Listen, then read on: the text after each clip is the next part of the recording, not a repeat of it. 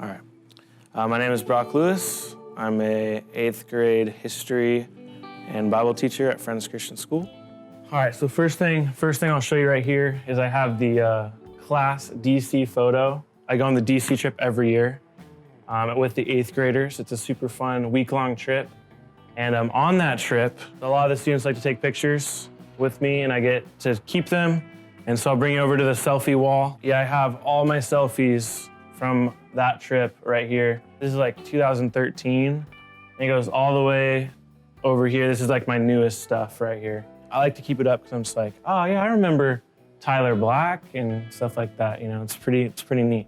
It was a little weird at first when I first started teaching here because I am an alumni of the same school that I'm teaching at. The weirdest part for me was coming back and now that I'm a peer to the same teachers that I had. So like Mr. Cap, I was supposed to call him Greg by his first name, but I couldn't do it. Stuff like that was a little bit weird to get used to. Now this is my classroom as a teacher. Like I sat in this classroom as a student too, so it was definitely a big full circle moment for me. Ethan, why do you like the Little Rascals? Because it's funny. It's funny, okay. Can you tell me like the main premise of the movie? They want to win the go-kart race. They're trying to win a go-kart race. With their club. With their club? Okay, can you tell us some characters you know? Spanky. Spanky? Darla. Darla? Alfalfa. Alfalfa? And then a couple more, I forget. Okay, does anybody want to see, I think Ethan should dress up as Alfalfa for Monday. Who's Alfalfa? Alfalfa's the kid with the pointy hair? Have you ever seen Little Rascals? Yeah. Who's seen Little Rascals? Oh my gosh. The thing I love most about teaching is definitely the relationships that I make with my students. Bye. I think she's having a bad day. I like teaching history, but that's definitely secondary to getting to know my students. Hopefully they know that I'm a teacher that like cares about them and cares about them outside of the classroom and not just, hey, do you know when the Civil War happened? I'd rather have like a really good relationship with a kid and he got like an F in the class or something than I don't really know that kid and he got straight A's and knows all the stuff that I taught him. Oh. Have a good weekend. Yes. Thank you. Come on, Nate. Come get in my movie. Bye, Abby. Oh, bye. Have a good weekend. See you on Tuesday. See you on Tuesday.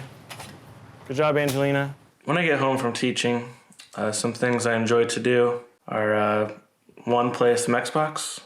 Like Xbox, I play mostly like sports games, like Call of Duty. No, timeout, backup, restart. Geronimo had me confused because Call of Duty is not a sports game. Even though Geronimo is quite a nuisance, and a lot of times he's a lot of work, we still love him very much. Like even at Thanksgiving a couple days ago, he escaped. And I had to chase him for 1 mile in the rain. Oh. And I had a nice sweater on, I had jeans and boots, and I had to chase him for 1 mile, hoping he wouldn't get hit by a car. So... we need the pan. Which one? The one for the soup dumplings. Oh, the pot. Okay. Yeah, pot with water. So that's one of the biggest difficulties for probably most people, but definitely for teachers, is balancing work life with other responsibilities. A lot of times we put so much effort into teaching or our job that we take time away from other important stuff, like not spending enough time with Kelly, like not going on as many dates and stuff like that. I think it's important to be able to balance pouring into my students and pouring into my career, but also having time for family and other important aspects of life, even like church and other areas where we can grow as a person rather than just our career.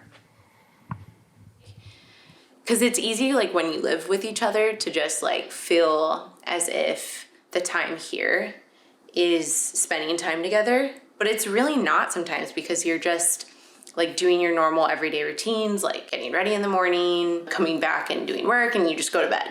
I love that like meaningful time where it's like, no, okay, we're gonna go on a walk And, you know, if he hasn't shown me enough time for that week, I kind of let him know that. But I feel like he does a pretty good job already. I think it's just me. I never can like get enough. I'm like never satisfied. I always want more time with people. So, but I'm so glad that he like shares so much of himself with his students, because I know like a lot of people benefit from it. And this is like why God put him there. So.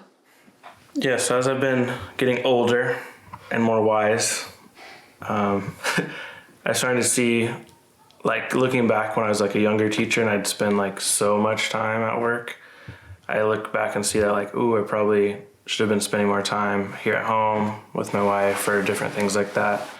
So as you get older, you get more experience with just life in all areas, whether it be teaching or just being married or being a dog owner or whatever it is. You get more experience and you learn from those mistakes that you may have made in the past and try to improve every day and get to be a better person.